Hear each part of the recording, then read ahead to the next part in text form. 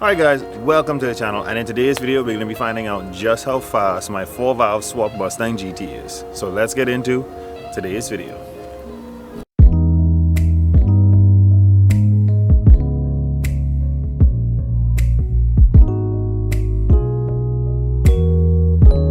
Alright guys, this is not going to be such a long video. That's because I ran into several hiccups. Trying to record this video. I ran into the major hiccup that almost caused me to blow my motor, and that was my crank sensor, I believe, is going bad, and the clip for it started to fall out as I was running. So I noticed that when I first drove it, it felt really strong, felt really healthy. I believe a lot of my piston rings still need to break in, or I didn't have them clocked properly or something, because the motor's running too strong to be losing compression, but I'm still getting a lot of smoke out of the back. So not really sure what that could be, but if it persists after about 200 miles or so, then I'm gonna have to pull this thing back apart, as much as I don't want to do that. But let's get into the actual driving of the car, and then we can talk about how we're gonna fix this thing.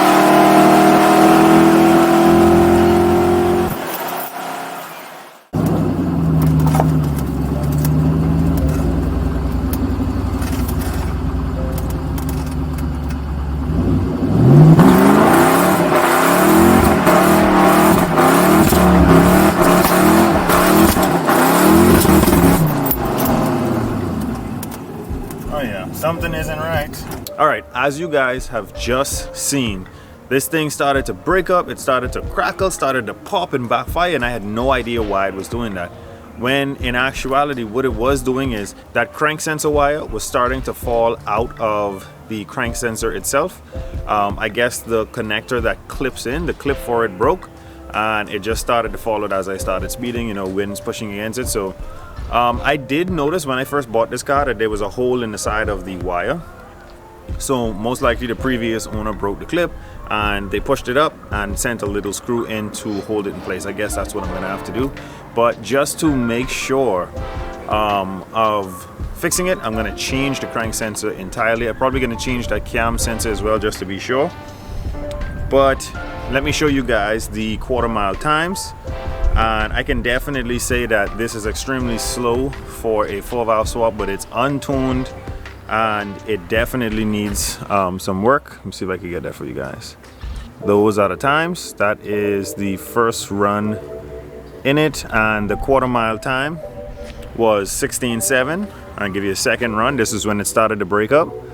The quarter-mile time was 16.8. So that is extremely slow. Cobras in 96 to 98, which had this motor, ran 14s, if not 13.8 from factory. Now I am having a lot of traction issues. I have too small of a tire on this, too hard of a compound.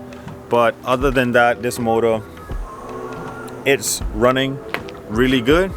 And I need to get that crank sensor wire situation sorted out before I do end up blowing this motor. And I need to figure out why she's smoking so much. The reason why I knew it was that crank sensor is that when I started the car, it would shut right back off, and when I popped the hood, I noticed that my MAF wire, because I don't have my MAF plugged in, hit that and pulled it out a bit. So when I pushed it back in, the car ran fine. So I'm not really sure why it was doing that. It ran great coming to the shop. I did a little burnout right in the shop yard, and it didn't cut off like it was doing. So hopefully I didn't hurt the motor. When I changed the sensor and I changed the cam sensor as well, I'm going to compression test it just to make sure that I didn't hurt anything in it. But like I said, not such a long video today. Thank you guys so much for watching. Definitely we're gonna get this thing right no matter what it takes, even if I have to take it back out and rebuild it all over again. So thank you guys who have supported me through this entire endeavor building this car.